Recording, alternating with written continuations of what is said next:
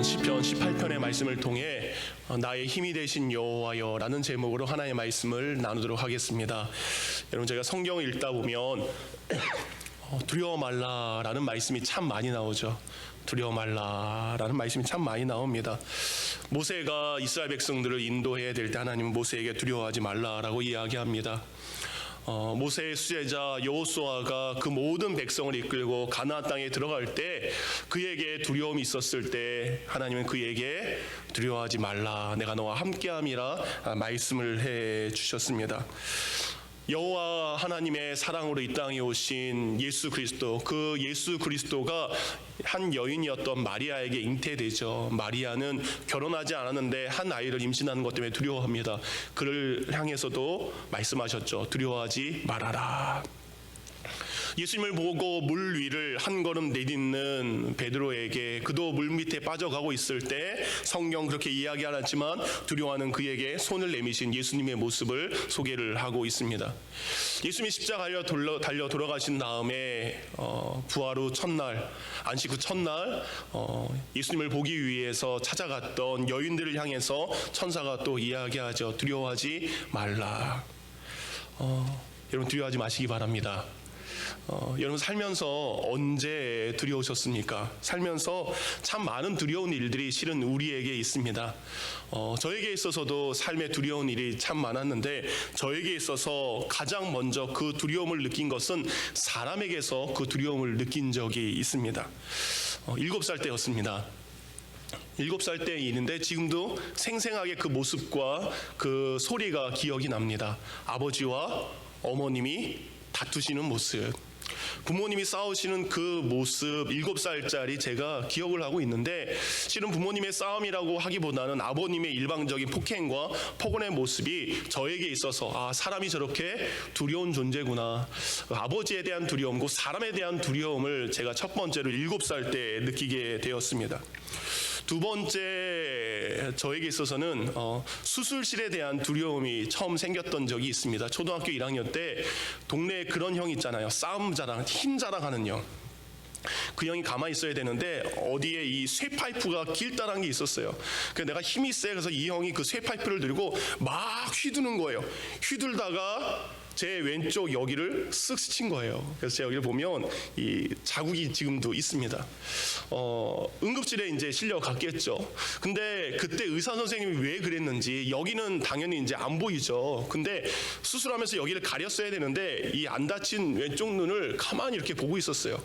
그런데 그 눈으로 수술실 바늘이 이렇게 왔다 갔다 하는 게 1학년 때인데 좀 이렇게 좀 가려주면 좋았을 텐데 급하게 하시느라 그랬는지 1학년짜리 마음이 어때요? 그 바늘이 마취냈으니까 느낌은 있잖아요. 아프진 않지만 그 느낌과 그 바늘이 왔다 갔다 하면서 이 병원이라는 것이 얼마나 무서운 것인지 그때 처음으로 느끼게 되었습니다. 사람에 대한 두려움, 어떤 병에 대한 두려움. 세 번째, 저에게는 보이지 않는 것에 대한 두려움을 고등학교 1학년 때 처음으로 느끼게 되었습니다. 교회에서 수련회를 갔는데요, 저 시골 한 구석에 있는, 시골 저 높은 곳에 있는 기도원으로 갔어요. 기도원이라고 하기보다 그냥 집 같은 데였어요. 그래서 집회를 시작하고 준비를 하는데 그때 담당하신 전도사님이 이제 무슨 순서를 시작해야 되는데 뭘 빠뜨리고 안 가졌대요. 초 밤에 이제 초를 켜놓고 뭘 해야 되는데 교회에서 초를 안 준비했대요. 그래서 저랑 제 친구를 지목해서 얘들아, 산 밑에 내려가면 가게가 하나 있다. 가게 가서 초를 사와라. 많은 여학생들이 보고 있으니까 뭐라 했을까요? 그럼요, 갔다 올 수 있죠. 당당하게 아무렇지도 않은 듯이 그 한밤중에 산골에서 아랫동네를 내려가게 되었습니다. 내려가다 보니까 무덤이 보이기 시작합니다. 그리고 갑자기 머리가 쭈삣 쓰기 시작합니다. 그리고 어느 순간 저랑 제 친구 둘이 누군가가 우리를 따라오고 있다라는 강한 느낌을 받았습니다. 그 순간 어떻게 했을까요? 뒤도 안 돌아보고 숲 그 위에서 마을까지 단걸음에 뛰어 내려갔어요. 근데 문제는 올라가야 되잖아요.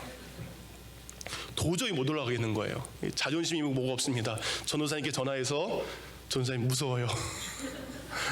데리러 내려와 주세요. 보이지 않는 거, 막 귀신이 쫓아오는 그런 두려움을 처음으로 그렇게 느꼈습니다. 어떤 사람에 대한 두려움을 느끼게 되었고, 그리고 어떤 병에 대한 두려움을 느끼게 되었고요. 또 보이지 않는 것에 대한 두려움을 살면서 느끼기도 했습니다. 그러면서 설교를 준비하면서 가장 최근에 느꼈던 두려움이 뭔가 한번 생각을 해보았는데, 제가 2년 반 전에 이 갑상선 암 수술을 받았잖아요. 그때 일이 갑자기 딱 생각이 났습니다. 수술을 받기 위해서 보통은 이렇게 침대에 실려서 들어가잖아요. 근데 저는 걸어서 들어오라고. 그래서 저의 링겔을 가지고 딱 들어가서 그 수술실 한가운데 스테인리스로 된 수술대 있잖아요. 거기 올라가라고 하더라고요. 그래서 수술대에 딱 누웠는데, 그 전까지는 두려움이 없었거든요. 근데 수술대에 딱 누운 순간 위에 수술실 조명이 보이잖아요. 그 조명이 보이고, 저 혼자 그 스테인리스 수술대 위에 누워 있는데 의사들이 왔다 갔다 하고 간호사들이 왔다 갔다 하면 수술 준비를 하는데, 수술대의 그 차가움이 갑자기 온 몸으로 느끼기 시작하는 거예요. 마취하기 전이니까. 그러더니 여러 가지 생각이 갑자기 들기 시작합니다. 어떤 생각이요? 지난 시간들에 대한, 이 수술 시작하잖아요. 그 전까지는 그럼이 없었다가 갑자기 지난 시간을 돌아보면서 후회가 생기기도 하고요. 그리고 아쉬움이 들기도 하고요. 혹시라도 준비되지 않은 한 이별을 할까라는 두려움이 그 순간 갑자기 찾아왔습니다. 그 스테인리스의 차가운 수술대의 그 온 기운이 저의 몸을 전달됐을 때 제가 갑자기 손을 떨기 시작하더라고요. 부들부들부들 떨기 시작하고 온 몸을 떨기 시작했습니다. 점점 어느 순간 두려움이라는 게 그때 수술대 위에 찾아왔어요. 그때 할 수 있는 건 단 한 가지였습니다. 뭐였을까요? 기도밖에 할 수 없었습니다. 손을 모을 수가 없잖아요. 그래서 떨고 있는 손을 주먹을 꽉 쥐고 그 순간 눈을 감고 하나님을 생각하면서 기도했습니다. 어떤 기도가 나왔을까요? 가장 먼저 제가 잘못하면 천국 갈 수 있으니까 주님 만나기 전에 회개할 거는 회개해야 되겠다. 그래서 시키지 않았는데 회개 기도가 나오더라고요. 지난 시간들에 대한 쭉 회개 삶을 돌아보면서 또 어떤 기도요? 앞으로의 고백. 살려주신다면 제가 이렇게 살아가겠습니다. 지난 날에 대한 회개, 앞으로 삶에 대한 고백이 기도로 이어지게 됩니다. 돌아보면 그 순간이 제게 너무 기도할 수 있음에 감사했던 것, 기도할 수 있음에 너무나 감사하는 시간이었습니다. 제가 하나님을 몰랐다면, 제가 예수님을 믿지 않았다면 그 순간 누구를 부르겠습니까? 그 두려움의 순간 누구를 찾겠습니까? 그 두려움으로 온몸이 떨고 있는 그 순간 누구를 의지하겠습니까? 그렇게 기도함과 동시에 몇 방울의 눈물이 떨어지고, 그리고 마취를 하고 수술을 한 다음에 눈을 딱 떠보니까 앞에 어머니가 계시더라고요. 여러분, 살면서 우리는 이렇게 여러 가지 두려운 일들을 겪게 됩니다. 사람 때문에 두려운 일을 겪게 되기도 하고요. 사건과 사고 때문에 두려워하기도 하고요. 그리고 여러 가지의 병 때문에, 보이지 않는 것 때문에 두려움이 찾아오기도 합니다. 여러분, 요즘 어떤 것 때문에 두려워하고 계십니까? 요즘 우리 코로나 바이러스 때문에 많은 사람들이 신경을 쓰고 있고, 또 어떤 분들은 두려워하고 있습니다. 그 코로나 바이러스, 보이지 않는 것, 그 아주 작은 것 때문에 우리의 삶의 모습, 한국에서의 삶의 모습이 달라지고 있습니다. 어쨌든 보이지 않는 작은 바이러스나 아니면 사람에 의해서 우리가 두려워하거나 아니면 경제적인 것, 환경적인 것 때문에 어떤 것이든지 우리에게 두려움이 찾아왔을 때 여러분은 그 두려움 앞에 어떻게 하고 계십니까? 오늘 성경은 다윗의 고백입니다. 여러분, 다윗은 예수님 다음으로 성경에 가장 많이 기록된 사람 중에 한 사람이죠. 그렇죠? 다윗의 이야기는 사무엘상, 사무엘하, 역대상, 그리고 열왕기에 다양하게, 그리고 수많은 시편에 다윗에 관한 말씀들이 기록되어 있습니다. 그는 왕이었습니다. 믿음의 사람이었습니다. 찬양의 사람이었습니다. 그런데 여러분, 우리가 그의 삶을 좀 더 가까이 들여다보면 그의 삶에는 너무나 많은 두려움이 수없이 찾아왔던 것, 수없이 많은 환난과 고난의 대명사였던 욥, 그리고 요셉 못지않게 많은 고난을 당했던 것을 우리는 다윗의 삶을 통해서 알 수 있습니다. 그러니까 오늘 시편 18편의 말씀은 그런 인생의 고난과 아픔을 겪은 후에 다윗이 하나님 앞에 찬양으로 고백한 내용입니다. 근데 특이한 건 이 시편 18편의 내용과 사무엘하 22장의 내용이 같다라는 겁니다. 그래서 여러분이 사무엘상 22장을 읽으면 여러분이 지금 읽은 시편 18편의 내용과 거의 98% 내용이 똑같은 것을 알 수 있습니다. 사무엘하 22장 1절부터 5절 51절까지 내용 중에 이렇게 시작합니다. 여호와께서 다윗을 모든 원수의 손과 사울의 손에서 구원하신 그날에 다윗이 이 노래의 말씀으로 여호와께 아뢰어 이르되 여호와는 나의 반석이시요 나의 요새시요 나를 위하여 나를 건지시는 자시요 내가 피할 나의 반석의 하나님이요 나의 방패시요 나의 구원의 뿌리시요 나의 높은 망대시요 그에게 내 피할 나의 피난처시로다. 그러니까 시편은 50절로 되어 있고요. 사무엘하 22장은 51절로 되어 있는데 그 내용이 똑같은 것을 알 수 있습니다. 그러면 우리가 사무엘하 22장의 내용을 알면, 그 앞의 내용을 알면 다윗이 어떠한 마음으로 오늘 이 시편 18편을 고백했는지 잘 알 수 있는 거죠. 이 사무엘하 22장을 보면 다윗이 인생의 그 모든 일을 겪은 인생의 하반기에 있었던 다윗의 고백입니다. 다윗과의 싸움 직후에 있었던 일도 아니고요. 사울과의 갈등 가운데 있었던 고백도 아니고요. 그 모든 것이 끝난 후에 나중에 아들 압살롬에 의해서 반역 사건까지 겪은 그 후에 그가 기록한 것이 사무엘하 22장이라는 겁니다. 그러니까 인생의 모든 일들을 다 겪은 후에 자신의 삶을 돌아보았을 때 자신의 삶에 이루신 하나님을 바라보며 찬양했던 것이 이 시편 18편과 사무엘하 22장의 다윗의 고백이라는 거죠. 그러니까 10대의 다윗이 아니라 30대, 40대의 다윗이 아니라 인생의 마지막 60대, 70대의 삶을 살고 있는 그 다윗이 고백했던 삶의 고백이 시편 18편과 사무엘하 22장입니다. 다윗은 이 시편 18편을 통해서 하나님 앞에 세 가지를 고백한 것을 알 수 있습니다. 1절부터 오늘 저희가 읽은 19절까지는 하나님, 제가 하나님을 사랑합니다. 하나님을 향한 사랑의 고백입니다. 두 번째 20절부터 29절은 제가 주님을 의지하겠습니다 라는 고백이고요. 30절부터 50절까지는 내가 여전히 주님을 찬양하겠습니다. 다윗은 자신의 인생을 돌아보면서 가장 먼저 고백합니다. 하나님, 내가 지금까지 나를 사랑하시고 나를 인도하신 그 하나님을 지금도 변함없이 내가 하나님을 사랑합니다. 그리고 그는 고백합니다. 이미 왕이 되었습니다. 권력을 가지고 있습니다. 힘을 가지고 있습니다. 그런 그 순간이에도 하나님, 나는 나의 왕의 자리를 의지하지 않고 나의 군대를 의지하지 않고 나는 여전히 지금도 하나님만을 의지하겠습니다. 그리고 그는 고백합니다. 내가 양을 칠 때부터 하나님을 찬양했던 것처럼 인생의 노년의 순간, 이 순간도 나는 변함없이 하나님을 찬양하겠습니다. 그래서 마지막 49절과 50절은 이렇게 끝납니다. 여호와여, 이름으로 내가 이방 나라들 중에 주께 감사하며 주의 이름을 찬송하리이로다. 그는 사랑으로 시작해서 여전히 의지하고 있습니다. 그리고 앞으로도 변함없이 하나님을 내가 찬양하며 살아가고 있습니다.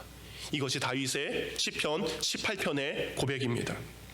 오늘 18편 1절을 읽기 전에 위에 보면, 여러분 성경 위에 시편에 보면 그 성경에 대한 기록의 배경을 간단하게 설명한 것을 볼 수 있습니다. 1절 위에 이렇게 써 있습니다. 여호와의 종 다윗의 시, 인도자를 따라 부르는 노래. 여호와께서 다윗을 그 모든 원수들의 손에서와 사울의 손에서 건져주신 날에 다윗이 이 노래의 말로 여호와께 아뢰어 이르되 1절 나의 힘이 되신 여호와여 내가 주를 사랑하나이다, 이렇게 돼 있는 겁니다. 그러니까 그 위에는 다윗이 이 시를 작곡한 그것에 대한 간단한 설명이 있는데 이렇게 시작합니다. 여호와의 종 다윗의 시라고 돼 있습니다. 다윗이 이 시를 적었을 때 이미 다윗은 왕입니다. 그러면 이스라엘의 왕 다윗의 시라고 고백해도 됩니다. 다스리는 자 다윗 왕의 고백이라고 적어도 됩니다. 근데 그는 하나님 앞에 자신을 고백합니다. 나는 여호와의 종입니다. 여호와의 종.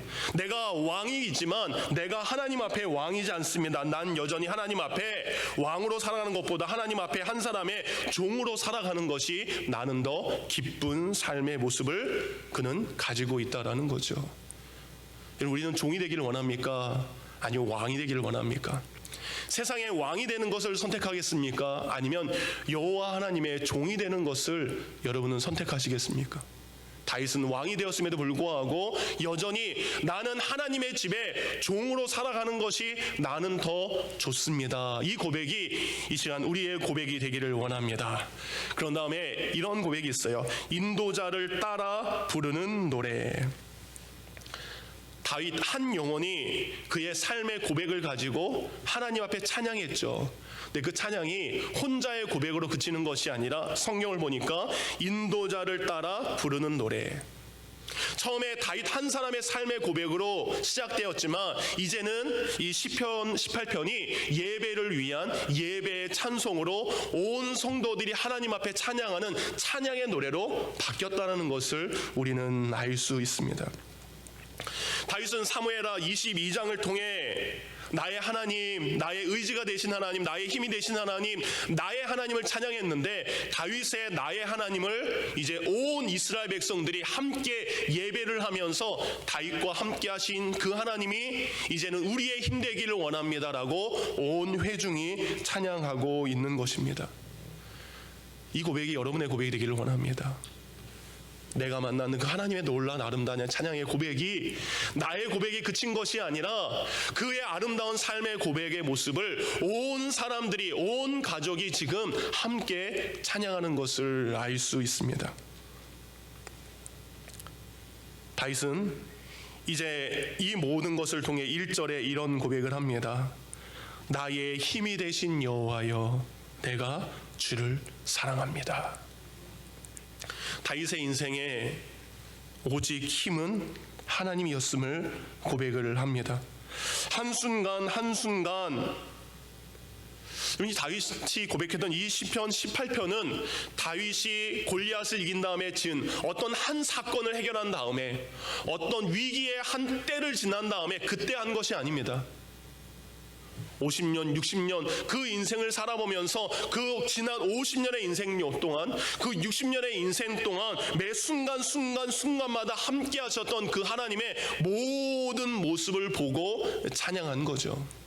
단순히 제가 수술대에서 하나님 이번 수술 잘 되게 해주셔서 감사합니다, 그 한 가지의 제목만 가지고 찬양한 것이 아니라 그가 어릴 때 목동으로 살면서 골리앗과의 전투에서 사울 왕과의 어려움을 통해 광야를 헤맬 때에도 수많은 억울한 누명을 썼을 때에도 그가 아들 압살롬에 의해서 다시 한번 광야에 갔었을 때도 그 모든 순간들을 다 돌아보면서 그 모든 것을 통틀어서 주님 앞에 찬양했던 고백입니다. 다윗은 고백하는 겁니다. 내가 목동을 칠 때 사자와 곰을 이길 수 있는 힘을 주신 것도 하나님이십니다. 내가 골리앗을 쳐서 이길 수 있는 힘을 주신 것도 하나님이 내게 주신 힘입니다. 사울에게 쫓겨다니면서도 하나님을 신뢰하고 그리고 하나님의 나라의 왕이 될 수 있었던 것도 하나님이 힘으로 내게 주셨기 때문입니다. 아들 압살롬이 반역해서 도망갈 때도 다시 한번 나를 이 궁궐로 인도하신 것도 나의 힘이 아니라 하나님이 나의 힘 되셨기에 이 모든 일이 가능했습니다. 사랑하는 성도님들, 우리가 이런 고백하기를 원합니다. 다윗은 나의 힘으로 살아가지 않았습니다. 내 힘 때문에 되지 않았습니다. 다윗은 늘 하나님이 도우셨습니다. 하나님의 힘이셨습니다 라고 고백을 하는 거죠. 찬양 중에 설교를 준비하면서 한 찬양이 생각이 났습니다. 내 인생 여정 끝내요 라는 찬양, 여러분이 잘 아실 거죠. 파워포인트를 보여주시면 가사가 이렇습니다. 다윗의 고백 같아요. 현대판 다윗의 고백. 내 인생 여정 끝내요, 강 건너 언덕 이룰 때 하늘문 향해 말하리 예수 인도하셨네. 매일 발걸음마다 예수 인도하셨네. 나의 무거운 죄 짐을 모두 벗고 하는 말, 예수 인도하셨네. 2절은 이렇게 시작합니다. 다윗의 인생이 가시밭길이었죠. 이 가시밭길 인생을 허덕이며 갈 때에 시험과 환난이 많으나 예수 인도하셨네. 매일 발걸음마다 우리 예수님 하나님이 인도하셨네. 나의 인생의 무거운 죄짐을 모두 벗고 하는 말, 예수 인도하셨네. 인생의 모든 끝난 다음에 3절에 이렇게 고백합니다. 내 밟은 발걸음마다 주 예수 보살피시사 승리의 노래 부르며 주를 찬송하리라. 매일 발걸음마다 예수 인도하셨네. 나의 무거운 죄짐을 모두 벗고 하는 말, 예수 인도하셨네. 다윗이 예수님 다음에 태어났다면 이 찬양이 다윗의 고백이 될 줄 믿습니다. 한번 불러볼까요? 네, 한번 불러보도록 하겠습니다.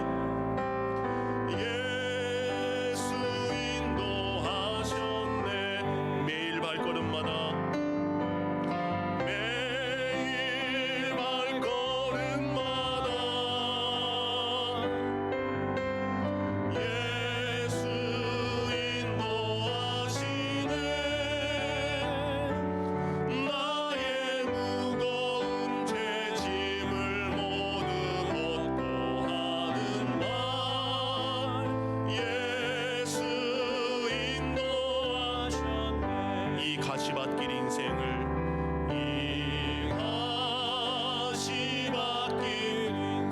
나 허덕이며 갈 때에 나 허덕이며 갈 때에 시험과 환난 많으나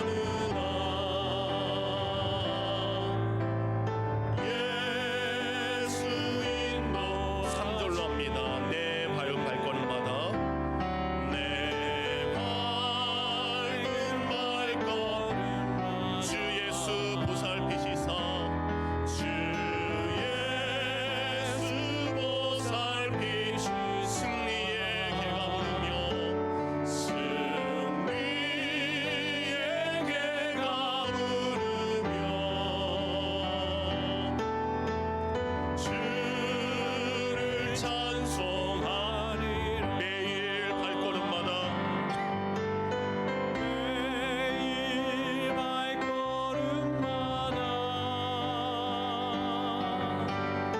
예수 인도하셨네.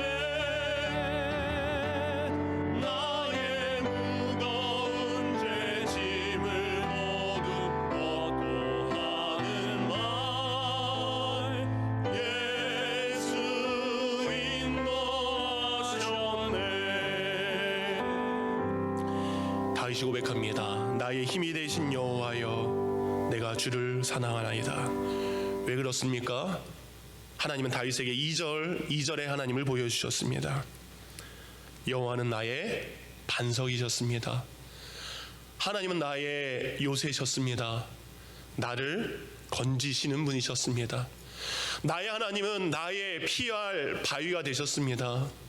수없이 날아오는 창과 화살부터 나를 보호하시는 방패셨습니다.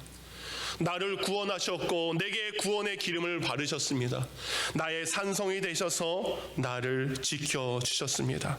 3절 고백합니다. 이런 하나님, 내가 찬송받으실 여호와께 아뢰리니 내 원수들에게서 내가 구원을 얻었습니다.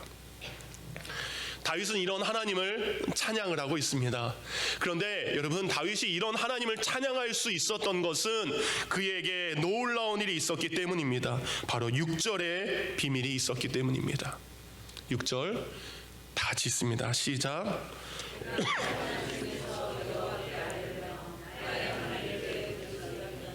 그가 그의 성전에서 내 소리를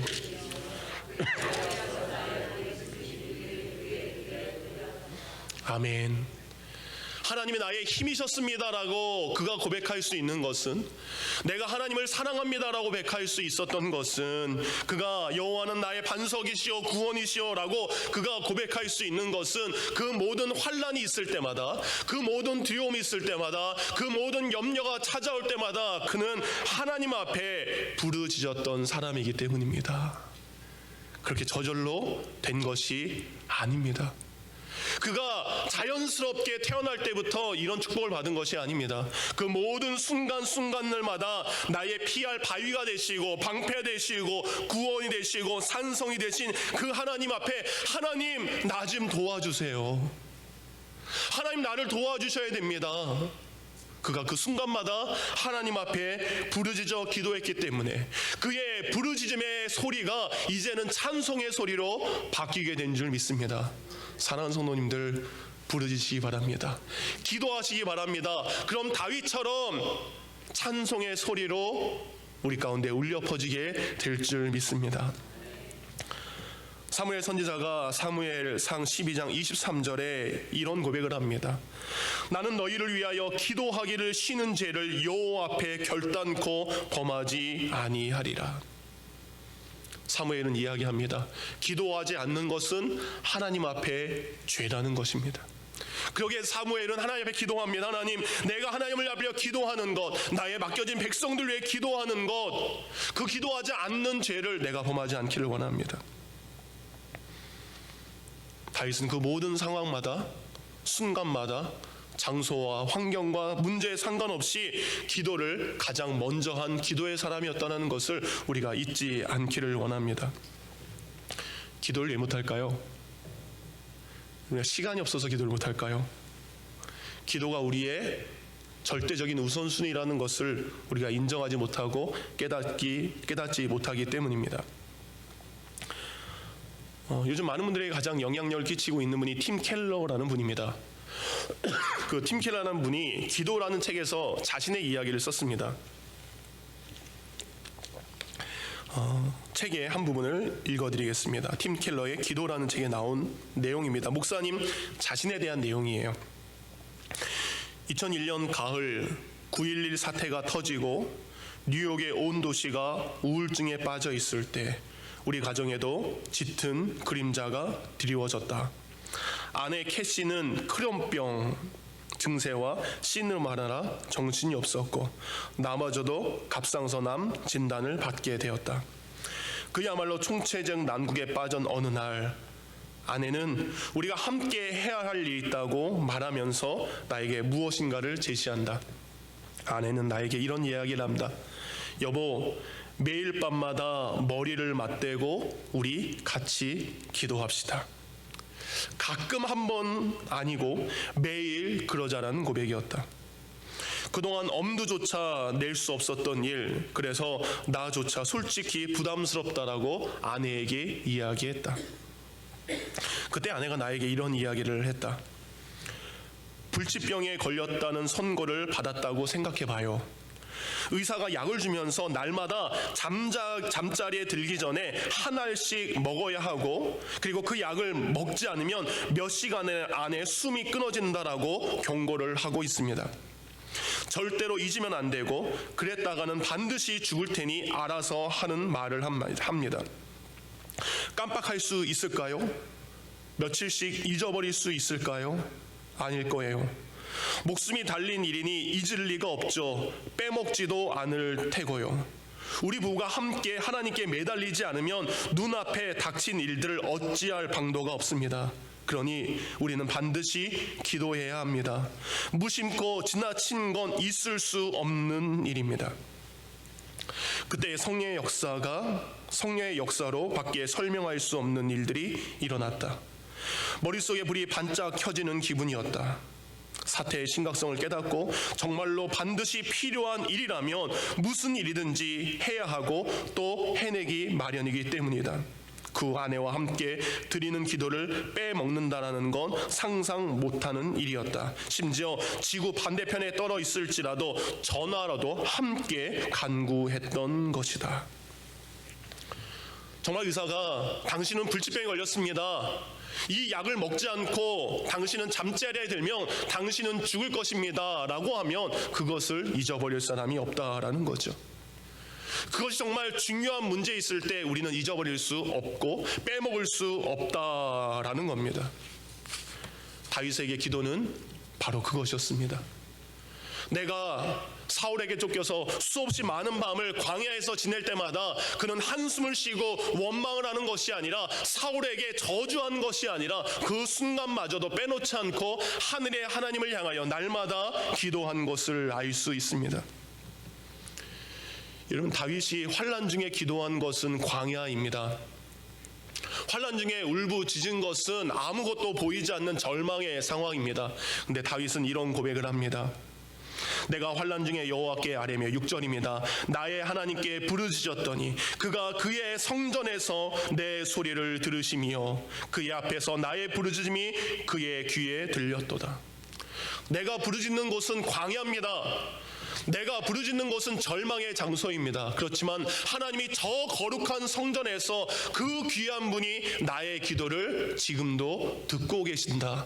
그것을 알기에 나는 약한 가운데 기도하지만, 나는 두려움 가운데 기도하지만 그는 하나님 앞에 모든 기도가 상달되는 것을 확신하고 하나님 앞에 기도한 것을 알 수 있습니다. 사랑하는 성도님들, 두려움 가운데 우리가 기도를 잊어버리지 않기를 원합니다. 그랬더니 7절입니다. 이에 그렇게 두려움이 있을 때 기도했더니, 환난 가운데 기도했더니 이에, 그것의 결론으로 여러분 7절부터 17절까지는 하나님의 임재의 모습을 아주 상세하게 표현한 거죠. 아까 저희가 읽었죠. 이에 땅이 진동하고 산들의 터도 요동하고 그의 진노로 말미암아 그의 코가, 그의 발이, 그의 모습이, 그의 광채가, 그의 우레소리가, 그렇게 기도했더니 하나님이 그에게 임재하신 것을 다윗은 경험하게 됩니다. 놀라운 일이죠. 우리가 기도할 때 하나님의 임재를 경험할 수 있습니다. 다윗이 그 고난 가운데, 두려움 가운데 기도할 때에 하나님의 소리를 들을 수 있었고, 하나님의 우레소리를 들을 수 있었고, 하나님의 임재하심의 모습을 볼 수 있었습니다. 이제 그의 눈에 보이는 것은 두려움이 보이지 않습니다. 환난이 보이지 않습니다. 임재하시는 하나님이 보이고 계십니다. 우리에게 두려운 일이 생기면 우리 지금 코로나밖에 생각하지 않습니까? 뉴스도 그만 보지 않습니까? 그 문제와 환난과 두려움 앞에 우리는 그것에 집중합니다. 그러나 그것을 통해 우리가 하나님께 기도했을 때 하나님은 그것이 보이지 않고 하나님의 함께하심의 놀라운 역사를 우리에게 보여주시는 줄 믿습니다. 그래서 19절 이렇게 고백하는 거예요. 나를 넓은 곳으로 인도하시고 나를 기뻐하심으로 나를 구원하셨도다. 그가 앞이 보이지 않는 좁은 곳에 있는 줄 알았더니 그가 기도했을 때 하나님은 그를 끄집어내서 넓은 곳으로 인도해 주셨습니다. 그리고 그가 울부짖는 그곳에서 기뻐할 수 있는 곳으로 하나님은 그의 삶을 움직여 주셨습니다. 사랑하는 성도님들, 하나님은 다윗의 힘이 되신 것처럼 우리의 힘이 되시는 줄 믿습니다. 하나님이 다윗의 요새가 되시고 방패가 되시고 구원이 되셨던 것처럼 여러분의 삶 가운데 사람을 통한 일, 두려운 일, 병을 통한 두려운 일, 경제적인 두려운 일, 그리고 환경과 질병과 보이지 않는 수많은 것으로부터 두려워하는 그 일에서 하나님이 다윗을 지키셨던 것처럼 그 창조주 하나님이 그 모든 것에서 우리를 지키실 줄 확신합니다. 우리가 해야 될 것은 주님 앞에 부르짖는 것입니다.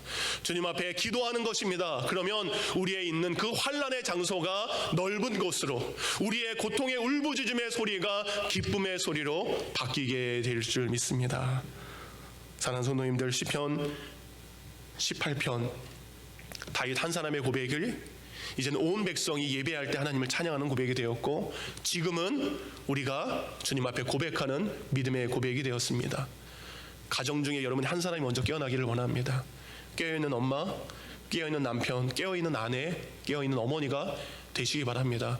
그렇다면 그 한 사람의 아름다운 고백이 온 회중의 고백이 되었던 것처럼 온 가정의 고백이 되고 온 교회의 고백이 되고 온 민족의 고백이 될 줄 믿습니다. 환난 날에 두려워하지 마시고 주님 앞에 기도함으로 주님을 나의 힘으로 고백할 수 있는 일들이 이루어지기를 주님의 이름으로 축원합니다. 기도하겠습니다.